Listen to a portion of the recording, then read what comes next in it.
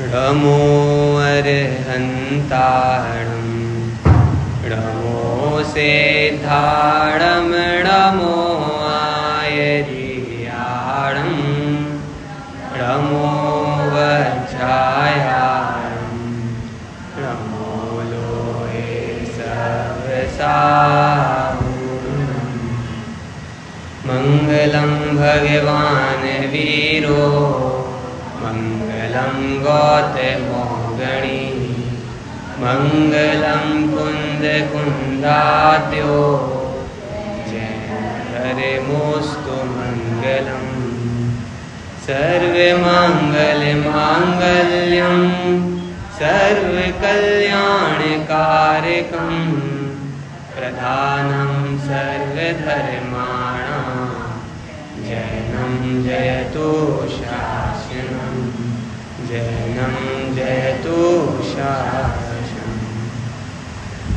नमः श्रीवर्धमानाय निर्धूतकलिलात्मने सालोकानां त्रिलोकानां यद्वेद्यादर्पणायते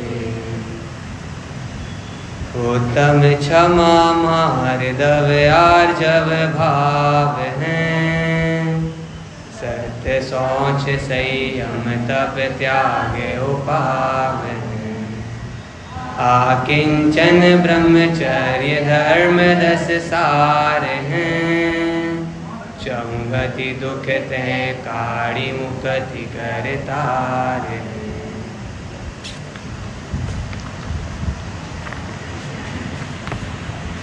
धर्म के 10 कहे लक्षण तिन थकीजिए सुख लहे भव रोग को यह महाऔषधि मरण जामन दुख दहे यह करत निकामित जी का करो आदर ते सही मैं जजों 10 विधि धर्म के अंग तासुफल है शिवमयी तासुफल है शिवमयी। 10 लक्षण पर्व हमारे बीच में आए हुए हैं। 10 लक्षण पर्व के अंतर्गत आज उत्तम क्षमा पहला धर्म हमारे आज के दिन में है।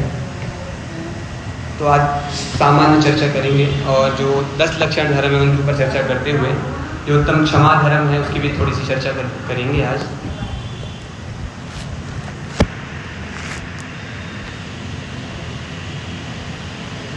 धर्म मतलब होता है वस्तु का स्वभाव और वस्तु का स्वभाव मतलब जो कि मेरा स्वभाव है उसको पहचानने के लिए ये 10 धर्म हमारे बीच में आए। इसके निमित्त से हम अपने आप को पहचान पाएं समझ पाएं इसके लिए 10 लक्षण पर्व हमारे बीच में आए। देखिए 10 लक्षण पर्व जो ये हैं ये हमारी परीक्षाएं भी हैं। ये परीक्षाएं कैसी हैं जैसे पूरे साल हम स्वाध्याय करते हैं और अध्ययन करते हैं और उसके बाद परीक्षाएं देना होता है। तो वैसे ही जो 10 धर्म आते हैं इसमें ये समझ में आता है कि आप में कितनी आपकी परिणति में विशुद्धि आई है कितने आप धर्म के मार्ग में अग्रसर हुए हैं। सुबह बात चल रही थी कि एक दिन में एक धर्म ऐसा नहीं है सारे धर्म युगपत प्रकट होते हैं और सम्यक दर्शन के बिना कितने भी क्षमा कितना भी तप आदि किया जाए वो सब निरर्थक है। तो इसलिए सभी के आगे उत्तम शब्द को लगाया है। ये चर्चाएं आप सुन चुके होंगे कई बार। थोड़ा सा मैं ये इसकी ओर आपका ध्यान आकर्षित कराना चाहता हूँ कि जब हम सुबह से उठते हैं और फिर पूरी हमारी दिनचर्या रहती है फिर हम मंदिर जाते हैं वहाँ से आते हैं भोजन करते हैं फिर दुकान पे जाते हैं वहाँ से आते हैं फिर रात्रि में विश्राम करते हैं ये हमारी दिनचर्या है। तो थोड़ा सा मैं ये सोचता हूँ इसके बारे में कि यदि हम अपने सुबह से लेकर के रात्रि तक के अपने जीवन को यदि प्रॉपर सेट करें तो हमारा धर्म जो 10 धर्म है वो प्रॉपर सेट होते हैं बिल्कुल लाइन से जो क्रम है वो बिल्कुल सेट होते हैं। वैसे तो सारे धर्म 10 धर्म एक साथ प्रकट होते हैं और एक साथ प्रकट होने के बाद आज जो मुनिराज है उनको भगवंतों को प्रकट होते हैं और हमारे जीवन में हर समय एक एक धर्म की आवश्यकता है। फिर भी एक क्रम से देखे जाएं एक ये चिंतन है फिर आप इसको और भी आप मॉडिफाई कर सकते हैं अपने अकॉर्डिंग उसको लगा सकते हैं।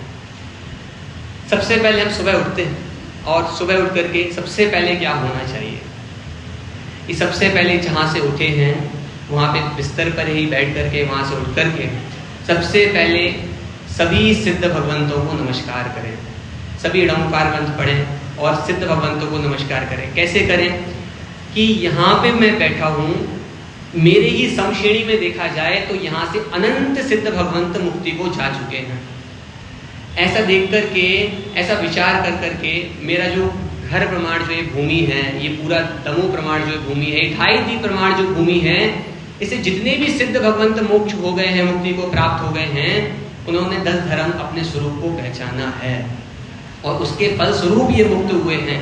तो उनका विचार करने पर वो हमारे प्रतिछंद के स्थान पे हैं, ऐसा विचार ख्याल में आता है तो हमें अपना स्वरूप भाव भाषण होता है। सबसे पहला धर्म प्रकट होता है उत्तम क्षमा। तो सबसे पहले जब हम उठें तो ये विचार करें कि अब उठते ही हमारे सारे काम लगे होते हैं। जो महिलाएं होती हैं वो घर को बुहारती हैं, नहा धो करके हमको मंदिर जाना है, नहाते हैं, अब पानी गर्म करने के लिए आग जलाते हैं और ये सारे काम करते हैं। तो ये विचार करें कि वहाँ पर सुबह उठते हुए जितने जितने भी काम मैंने किए हैं, झाड़ू को लगाना है, पोछा को लगाना है, इसके बाद नहाना है, इसके बाद मंदिर जाना है, ये इन कामों में जितनी भी हिंसा हुई है, तिरस्काय जीवों की, स्थावर जीवों की, एक एक जीव से क्षमा मांगना, एक एक जीव से कि मेरी गलती है भगवान, ये मेरी भूल से हुआ है और मैं इसकी क्षमा याचना करता हूँ। ये बिल्कुल प्रत्येक दिन यदि ऐसा करते हैं तो इससे काफ़ी ज़्यादा पुण्य का बंध होता है, काफ़ी ज़्यादा। क्योंकि जो असक्त अनुष्ठान है, जो घर में जितनी क्रियाएं लगी वो तो सब करते ही हैं, उद्योगी और आरंभी हिंसा तो हम करते ही हैं, लेकिन इसके बावजूद भी यदि क्षमा याचना की जाती है तो आधा पाप तो वहीं कट जाता है। तो ऐसा विचार करना कि अग्नि कायक, जल कायक, वायु कायक, वनस्पति कायक, जितने भी जीव हैं एक एक से क्षमा मांगना। ऐसे तरस काय के जीव हैं उन सबसे क्षमा मांग करके फिर उसके बाद फिर क्या करना, नहा धो करके फिर मंदिर जाना। अब जब मंदिर जाते हैं तो दूसरा धर्म कौन सा है? उत्तम मार्दव धर्म। भरतेश विभव आदि पढ़ते हैं, उसमें लिखा होता है और रविशेनाचार्य पद्म पुराण उनमें भी लिखा हुआ है, जब पहले राजा महाराजा लोग जब मंदिर जाते थे तो अपने जो वस्त्राभूषण थे वो सारे उतार करके जाते थे। कि भरत चक्रवर्ती जाते हैं मंदिर के पास, चैत्यालय के पास, और बोलते हैं रथ यहीं रोक दो भाई, रथ यहीं रोक दो, यहाँ से वहां तक मैं पैदल चल के जाऊंगा। और अपने जितने भी आभूषण वगैरह थे वो सब निकाल करके श्वेत वस्त्र में जाकर के शांतिनाथ जिनालय में और भी भगवान के जिनालय में, चंद्रप्रभु भगवान के जिनालय में जाकर के रावण आदि सारी पूजा करते थे। कोई भी वस्त्र, आभूषण, श्रृंगार का सामान मंदिर में लेकर के नहीं जाते थे। क्यों? क्योंकि ये तो सबसे पहले मंदिर के बाहर क्या होता है? मान स्तंभ होता है, और मान स्तंभ को देख करके ही मान गलता है। तो जब घर से आए, क्षमा मांग करके आए, और अब रास्ते में जो जीवों की हिंसा हुई उनसे क्षमा मांगी, और उसके बाद जब मंदिर देखा दूर से ही क्या हो गया? मान गल गया। अब मंदिर में ऐसा कोई भी प्रतीक लेकर के नहीं जाना कि जिसको देख करके या तो हमको मान अनुभव में आए या मुझे देख करके किसी दूसरे को हीन भावना हो। इसलिए चक्रवर्ती आदि भी होते हैं, वो भी सामान्य सामान्य वस्त्र पहन करके मंदिर जाते हैं। क्यों? क्योंकि 3 लोक में सर्वोत्कृष्ट पदार्थ देव शास्त्र गुरु हैं, उनसे बड़ा कोई इस जगत में ना हुआ है ना होगा। ये श्रद्धा रखना।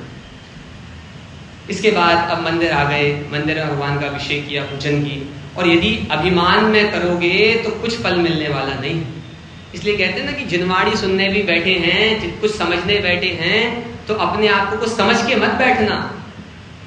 कुछ समझने बैठो तो अपने आप को समझ के मत बैठना। ये समझ के बैठना ये तो मेरी बात है और मुझे सुनना है, नहीं मैं तो सेठ हूँ, मैं तो राजा हूँ और मुझे सुना रहे हैं, ऐसा विचार नहीं करना। इसके बाद जिनवाड़ी, तीसरा नंबर का धर्म है उत्तम आर्जव धर्म। ये कहते हैं कि जो जिनवाड़ी के सूत्र हैं, वीतराग सर्वज्ञ देव के द्वारा बताए गए जो ये सूत्र हैं, ये बिल्कुल सरल हैं। बिल्कुल जैसे धागा होता है ना, बिल्कुल सरल होता है, ऐसे बिल्कुल सरल हैं। और यदि धागा में गठान पड़ जाए तो वो सुई में जाता नहीं है। ठीक वैसे ही हमारा जो हृदय है यदि बिल्कुल सरल होगा, बिल्कुल पवित्र होगा, तो वो जिनवाणी के जो वचन हैं, जिन वचन हैं, वो सीधे सीधे प्रवेश करेंगे। और यदि छल कपट हुआ, मन में कुछ हुआ, वचन में कुछ हुआ, तो वो जिनवाणी के जो सूत्र हैं बिल्कुल सीधे सीधे वो हृदय में प्रवेश करने वाले नहीं हैं। कितनी भी कोशिश करना, लेकिन वो यहीं रह जाएंगे। इसलिए सोनगढ़ है, सोनगढ़ में हम लोग जाते हैं तो वहाँ पे बीच में मान स्तंभ बना हुआ है। उस मान स्तंभ में एक बात लिखी है बहुत मार्मिक, कि इस जीव को जगत में सब कुछ मिला लेकिन दो चीजें नहीं मिली, एक जिनवर स्वामी नहीं मिले और जिन वचन नहीं मिले। दो चीज नहीं मिली, परमात्मा प्रकाश की गाथा है, ये दो चीजें नहीं मिली। जिन वचन तो मिले कई बार लेकिन उसको हृदय में नहीं बिठाला। इसके बाद जिनवाणी को सुना, समझा कि जिनवाणी में क्या समझा भाई, क्या समझ में आया जिनवाणी में, कि वो जिनवाणी का सत्य स्वरूप समझ में आया कि एक एक जो वस्तु है वो सत स्वभावी है। ये वस्तु का धर्म सत द्रव्य लक्षणम, वो द्रव्य का, 7 तत्वों का, 9 पदार्थों का, इनका स्वरूप जिनवाणी ने बताया। और वो बताया और उसको बताने वाले जो ये वचन हैं ये सत्य वचन है, ये शादवाद के पोषक ये सत्य वचन। और वो सत्य वचन को बताया सत्य धर्म ने, कि ये सत्य धर्म अब यहाँ पे प्रकट हो गया, कि वस्तु की व्यवस्था समझ में आई तो ये समझ लीजिए सत्य धर्म प्रकट हो गया। जिनवाणी को सुन लिया, समझ लिया, ये समझ करके अब क्या करना कि भाई उसका कुछ फल आना चाहिए। फल कैसे आएगा कि वो उत्तम शौच धर्म, ये आप समझ रहे हैं, लाइन से चल रहे हैं। उत्तम क्षमा, उत्तम फिर फिर मान गया तो उत्तम आर्जव प्रकट हुआ, फिर उत्तम आर्जव प्रकट हुआ, जिनवाणी के वचन समझ में आ रहे हैं। फिर उसके बाद अब क्या सत्य स्वरूप समझ में आया, ये सत्य प्रकट हुआ। इसके बाद क्या है, इसके बाद शौच धर्म। शौच धर्म क्या, पवित्रता। ये जिनवाणी को सुनने के बाद जो तात्कालिक शांति मिली, वो तात्कालिक शांति, तात्कालिक शुद्धता, तात्कालिक संतोष, वो तात्कालिक शांति प्रकट हुई है। और उसके बाद भी कि अब वो घर पे जाना है, व्यापार में जाना है, तो जितना आएगा उसमें संतोष धारण करना, ज्यादा से ज्यादा आए ऐसा आकुल व्याकुल नहीं होना, जो आ रहा है सहज रहना, ऐसा। वो संतोष धर्म जिनवाणी ने समझाया, वो सत्य धर्म जिनवाणी ने समझाया। ये उत्तम शौच धर्म प्रकट होना चाहिए। ठीक है भाई, जिनवाणी ने समझा दिया, अब जा करके क्या करना कि नहीं, अब घर जाएंगे तो घर भाग करके नहीं जाना कि अब भूख लग रही है, अब भाग करके घर जाओ जल्दी से भोजन करें, नहीं, ऐसा नहीं करना। जो जिनवाणी ने समझाया है जीवों की रक्षा करनी है, तो अब जब रास्ते में जाओगे ना तो बिल्कुल एरिया समिति पूर्वक चलना। जिनवाणी ने जो समझाया है वो प्रकट हुआ कि नहीं हुआ, ये आपका आचरण संयम बतलाएगा। अब जब वापस घर जा रहे हो तो भाग करके नहीं जाना, संयम धारण करना। अब यदि एरिया समिति पूर्वक चलना, घर पे जाओ तो थाली लगाना हो तो फटाफट में थाली मत लगा देना, वहां पे आदान निक्षेपण समिति का पालन करना, क्या उठाना, क्या रखना, कहाँ पे रखना, कैसे रखना, सचित्र में अचित्र को नहीं मिलाना, ये संयम का विवेक रखना, ये वहां पे संयम का विवेक रखना। एक एक बात बहुत मार्मिक है और अपने जीवन में हम उसको अप्लाई कर सकते हैं, डेली अप्लाई कर सकते हैं, बिल्कुल। इसके बाद जब हम भोजन कर रहे हैं, आग जला रहे हैं, आगे दोबारा से सब कुछ रोटी बना रहे हैं, ये सब करते हुए भी वहां पे संयम का पालन करना कि एक एक चीज, और अंतर में वो क्षमा चलनी चाहिए कि ये भगवान ये मेरी कमजोरी है, मैं ये कर रहा हूं, लेकिन मैं इसकी क्षमा भी अंतर में चलती रहनी चाहिए। और ऐसा विचार करते करते वो सारे काम, प्राणी संयम और इंद्रिय संयम, ये दोनों प्रकार के इंद्रिय संयम को, ये दोनों प्रकार के संयम को पालना। अब वो भोजन बन गया तो भोजन बनाते हुए प्राणी संयम का विवेक रखना, और जब भोजन करते हुए बैठे तब वहां पे इंद्रिय संयम का विवेक रखना कि भाई टीवी देखते देखते खाना नहीं खाना, चक्षु इंद्रिय जय हो गई, गाना सुनते सुनते खाना नहीं खाना, ये कर्ण इंद्रिय जय हो गई। एक सामान्य कथन है, इसको आप और भी विस्तार कर सकते हैं। और ये अच्छा गरम गरम चाहिए पूरा, ऐसा इतना ज्यादा वो भी नहीं, ऐसा आकुल व्याकुल होना, तो एक एक इंद्रिय की जय वहां पे हो सकती है। तो जब भोजन करते हुए बैठे तो इस चीज का विवेक रखना। इसके बाद संयम प्रकट हो गया। अब क्या, तप में हम लोग अनशन आदि करते हैं, अंतरंग तप, बहिरंग तप। अब बहिरंग जो तप है वो तो जब भोजन कर रहे हैं, अनशन कर रहे हैं, बहुत सारे लोग उपवास कर रहे हैं, तब उसमें भी घटित हो जाएगा।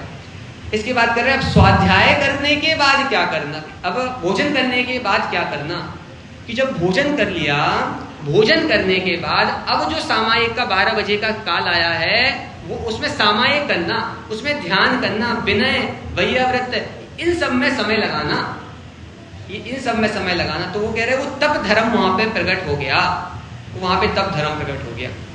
अब यदि अपने ये सब करने के बाद फिर यदि ऐसे जितनी जल्दी भोजन नहीं करना है, उसके पहले की बात कि भाई यदि कहीं दान का अवसर मिले तो दान भी देना, मुनिराजों भगवंतों को यदि कहीं किसी को ज्ञान दान देना, ये सब चीजें वहां पे घटित होती हैं। इसके बाद त्याग धर्म।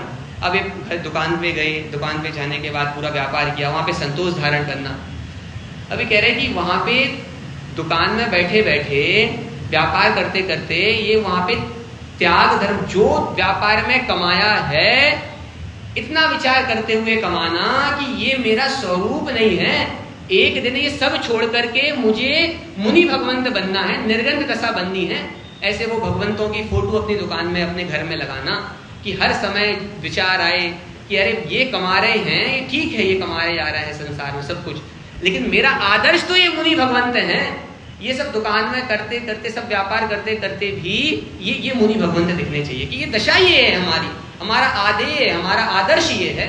हमको एक दिन मुनि बनना है, कुछ लेकर के नहीं जाना है और सब छोड़ करके जाना है। और वो ये निर्गंत दशा हमारा आदर्श है। ये भगवान क्या लेके गए हैं? कुछ नहीं है इनके पास। और एक दिन यदि हम मर भी जाएंगे तो कुछ लेके जाने वाले नहीं हैं। ऐसा विचार करते हुए वो त्याग धर्म पूरे व्यापार में घटित करना। और रात्रि काल नफा टोफा, जब नफे का टोटे का विचार करते हैं तो ये विचार करना कि इसमें से ये सेव हुआ है तो उसमें से ये दान का अंश निकाल देना, 10वां भाग तो कम से कम दान देना, ऐसा विचार करना। तो ऐसा जो ये सुबह से लेकर के शाम तक ये त्याग धर्म ये घटित हुआ। अब उसके बाद व्यापार आदि बंद कर करके बैठे स्वाध्याय में समय देना। उसके बाद क्या विचार करना? उसके बाद रात्रि में विचार करना कि अरे भाई ये जो मैंने सब कमाया है ये सब छोड़ करके एक दिन क्या बनना है? मुनि बनना है। वो आकिंचन व्रत हमारा ध्येय है। आकिंचन, कुछ भी किंचित मात्र की भी आवश्यकता नहीं है। एकांत में बैठ करके ये विचार करना कि ये जो सब आया है अन्नम परमाणु में तम भी, इसमें से परमाणु मात्र भी मेरा नहीं है। भरत चक्रवर्ती बाहर में देखा जाए तो 6 खंडों को साध रहे हैं और अंदर में क्या अंतरंग में श्रद्धान पड़ा हुआ है? अंतरंग में श्रद्धान है कि परमाणु मात्र भी मेरा नहीं है। इस परमाणु मात्र के प्रति भी ममत नहीं रखना। बाहर में सब कुछ होगा, ये नहीं, ये मेरा है, ये तुम्हारा है, ये सारी व्यवहार चलेगा, लेकिन वो श्रद्धान बना हुआ है कि इसमें से मेरा कुछ नहीं है। ये लिखा ना कि भरत चक्रवर्ती आदि को ये निरंतर भावना रहती है। कैसी भावना रहती है? मुनि बनने की भावना। कि कब मैं मुनि बनूं, कि कब नियत ज्ञान वैराग्य शक्ति, नियत ज्ञान वैराग्य शक्ति वर्तती रहती है। वो मुनि बनने की तड़प लगी रहती है। और वो इतने लंबे काल तक, इतने लाख पूर्वों तक वो तड़प बनी रही। उसका फल ये आया कि कपड़े उतारते ही केवल ज्ञान हो गया। वो तड़प इतनी जोर से थी। युगल जी बाबूजी कहते थे कि सम्यक दर्शन प्राप्त करने की तड़प कितनी हो, मुनि बनने की तड़प कितनी हो, कि इतनी हो कि किवाड़ को पापड़ समझ करके चबा जाए, इतनी हो। ये जो किवाड़ है ना, इसको पापड़ समझ करके चबा जाए, इतनी तड़प हो, तब जाकर के सम्यक दर्शन होता है। अदरवाइज सम्यक दर्शन होने वाला नहीं। ऐसी भूख लगे अंदर से, मुनि बनने की ऐसी भावना हो, बने नहीं बने ये सब तो प्रारब्ध अनुसार है, ठीक है, जब होना होगा तब होगा, योग्यता अनुसार है, ठीक है। भावना तो तुम भा सकते हो, ये भावना भाने की बात है। ये यहाँ पे बात की जा रही है। अब वो कह रहे हैं आकिंचन व्रत में ये विचार करना, आकिंचन व्रत में ये विचार करना कि भगवान ये मेरा स्वरूप है, ये निर्गंध दशा, ये सब मुझे छोड़ करके जाना है। ये रात्रि में क्यों करना? हो अर्ध निशा का सन्नाटा, वन में वनचारी चरते हों, तब शांत निराकुल मानस तुम तत्वों का चिंतन करते हो। कि वो रात्रि का जो समय है वो केवल चिंतन के लिए है, ठीक है, स्वाध्याय हो रहा है, बराबर चर्चा हो रही, ठीक है। गुरुदेव श्री जी है रात्रि में केवल चिंतन करिए, अपना बैठ करके जो सुबह से लेकर के शाम तक सुना हुआ है उसका विचार करिए, क्या सुना है वो अपने लिए समय दीजिए, सामायिक करिए, अपने लिए समय दीजिए। और ये विचार करने के बाद अब वो रात्रि जो आई है वो रात्रि में ब्रह्मचर्य पूर्वक वो रात्रि व्यतीत करनी है। ये कह रहे हैं कि ऐसे सुबह से लेकर के रात्रि तक का ये पूरा सिक्वेंस बना हुआ है।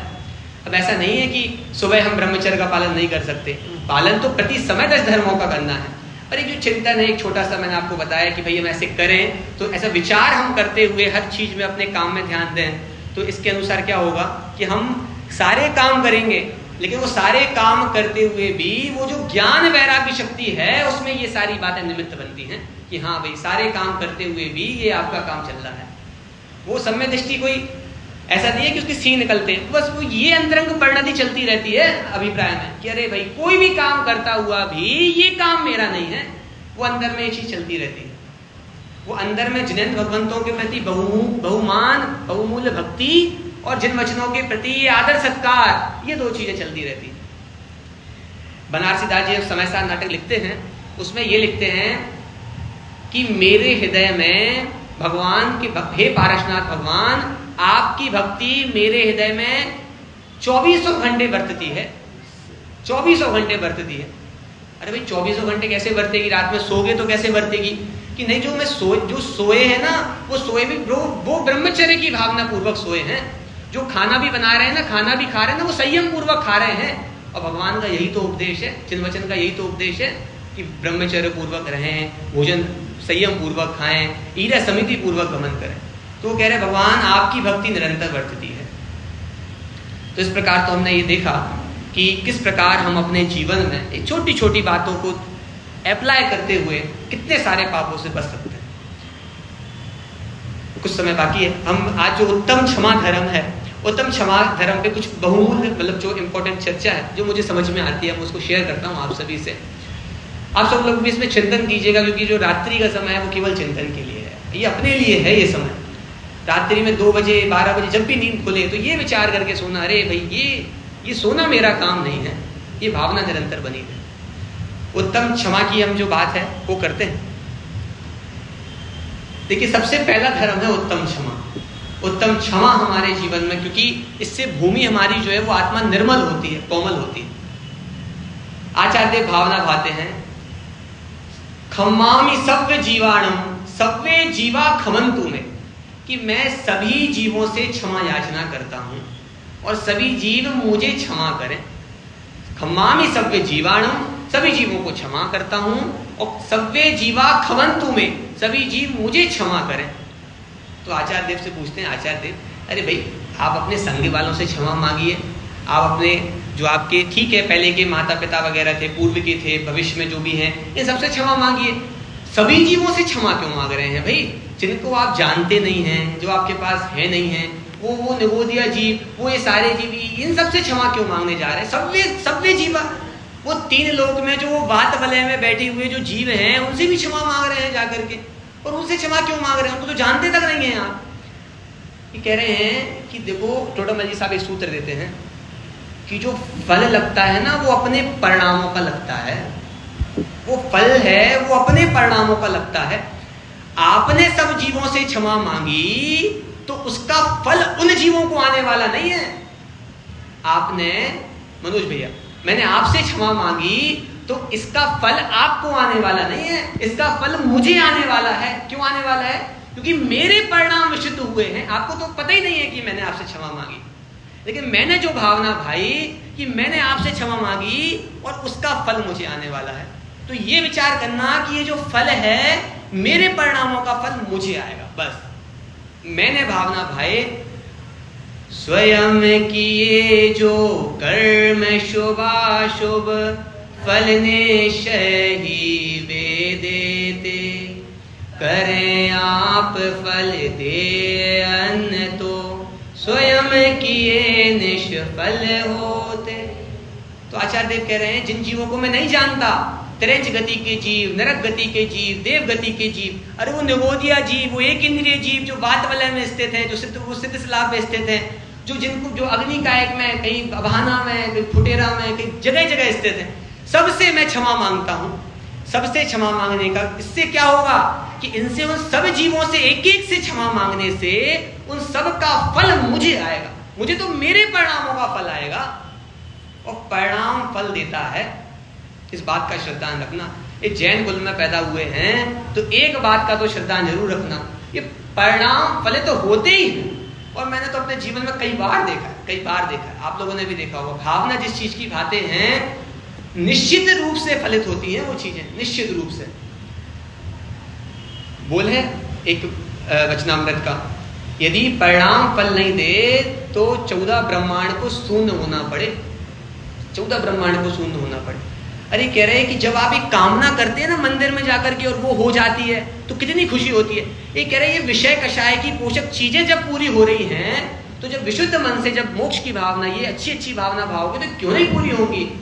हे भगवान, जब वो मेढक जिसको कुछ ज्ञान नहीं था वो फूल लेकर के आपकी भक्ति में आ रहा है, उसको स्वर्ग मिल गया, तो हम जैसे भक्त लोगों को मोक्ष क्यों नहीं मिलेगा।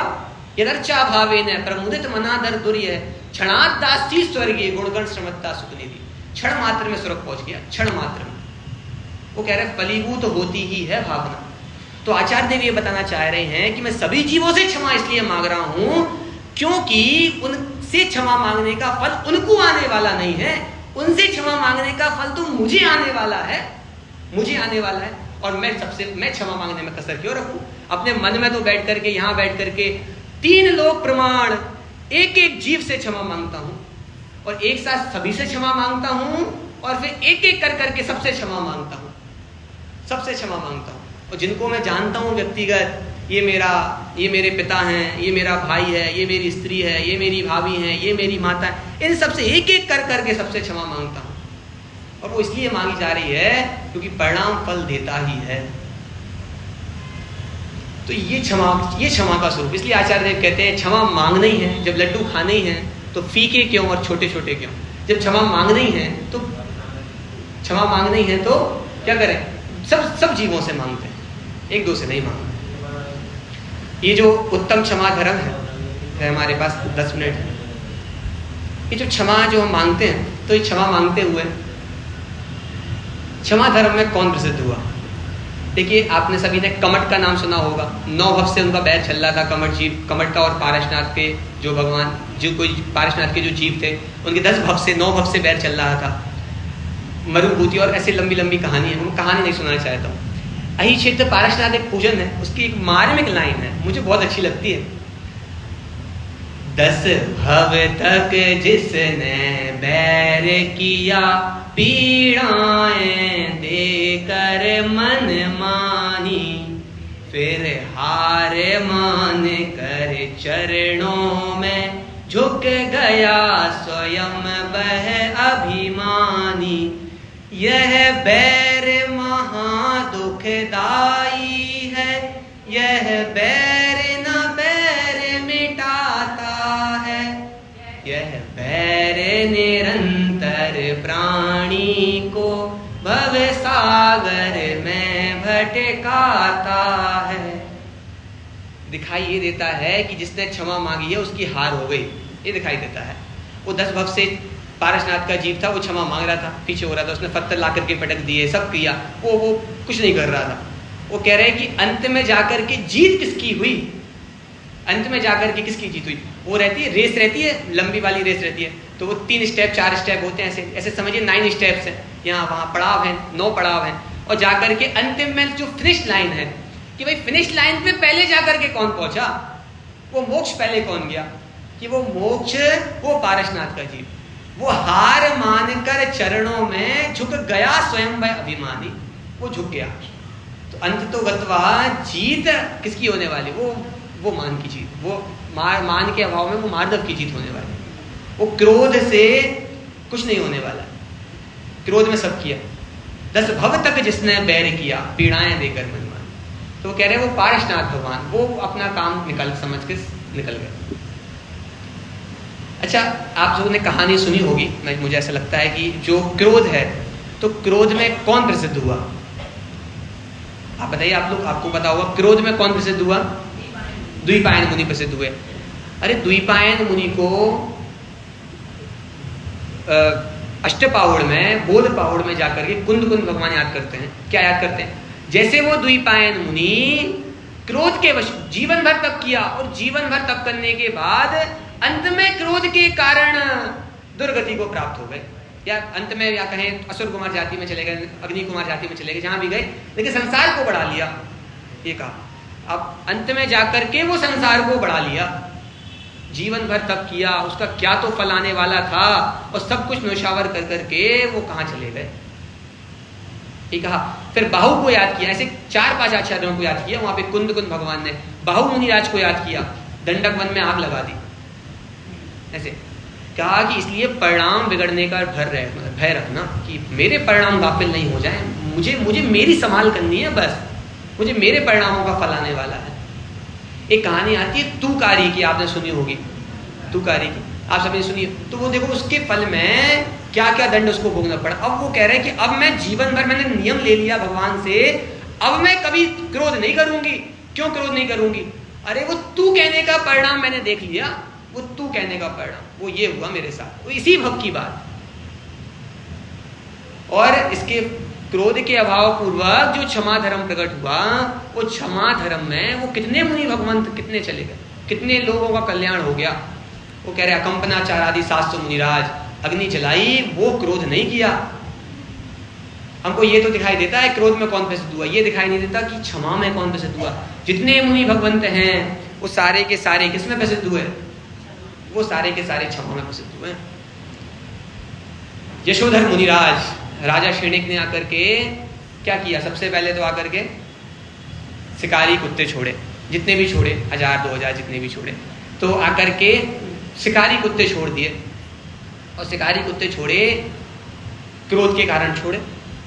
और वो मुनिराज का क्षमा स्वभाव देख करके, शांत स्वभाव देख करके आकर के बैठ गए। वहां पे मुनिराजों को काटने का तो भाव हुआ ही नहीं। वो अरे कैसी वीतराग छवि है, कितनी वीतराग, कैसी वीतराग छवि, वो क्षमा का भाव हो गया सहज रूप से। वो क्या है, वीतराग की भगवान की परिणति को देख करके सहज वीतराग भाव जागृत हो जाता है। सहज वीतराग भाव जागृत हो जाता है कि अरे ये मेरा स्वरूप है, ये ऐसा भाव ख्याल में आना चाहिए।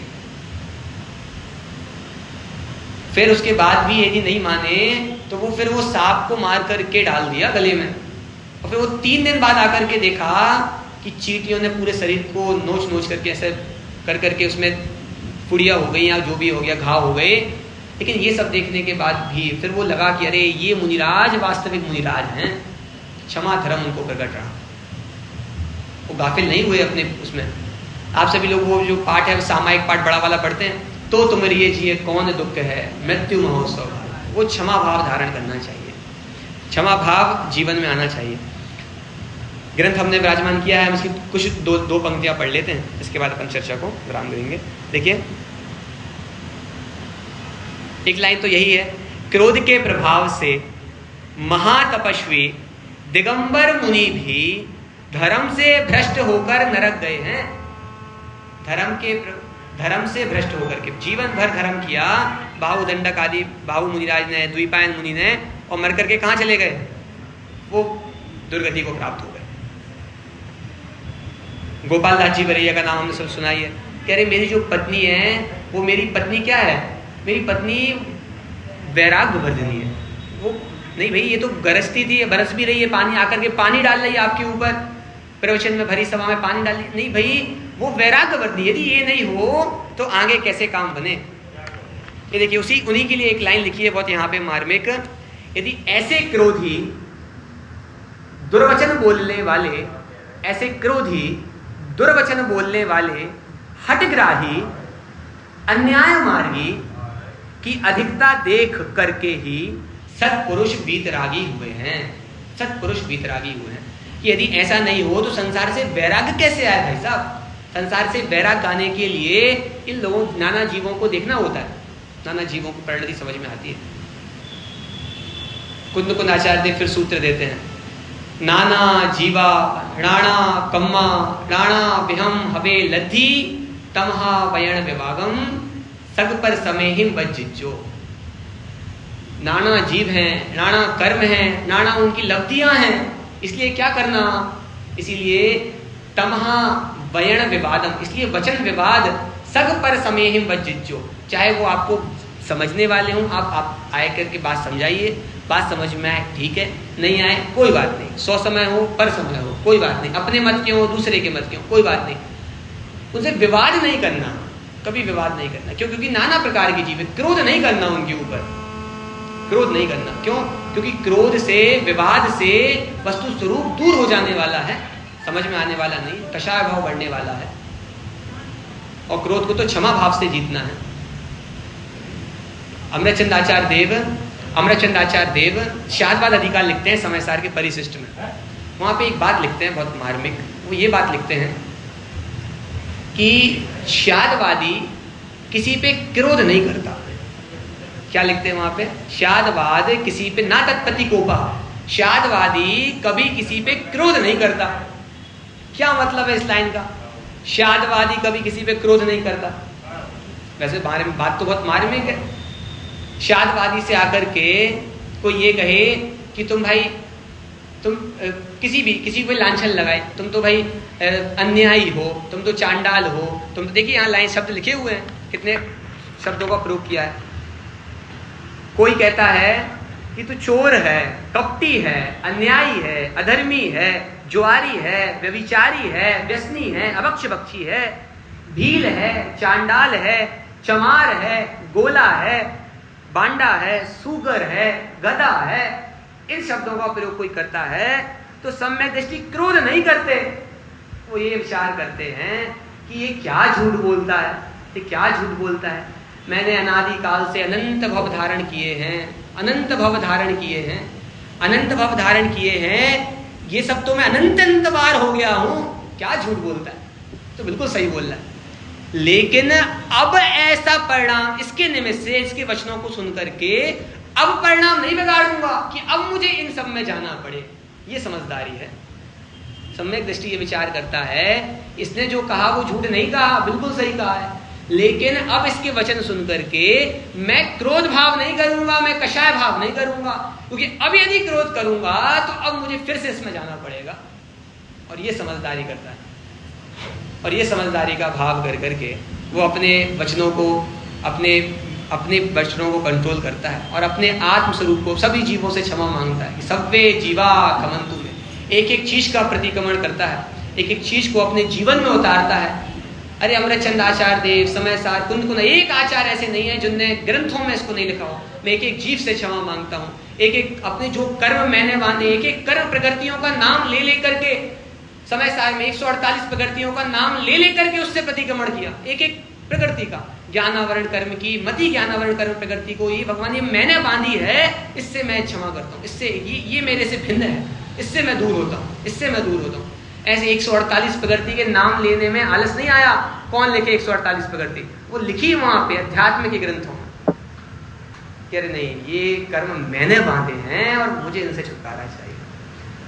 इस प्रकार हम सभी क्षमा उत्तम क्षमा धर्म को समझें और अपने जीवन में प्रकट करें और अपने जीवन को इसमें लगाएं कि ये भगवान ये मेरा धर्म है और इसको हम प्राप्त करें। इसी मंगल भावना के साथ आज की चर्चा को यहीं पे विराम।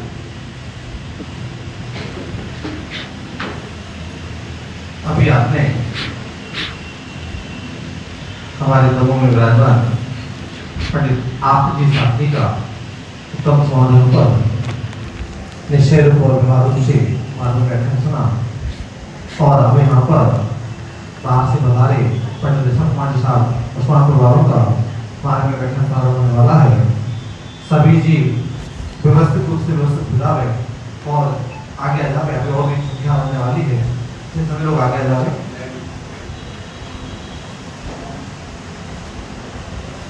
ये जो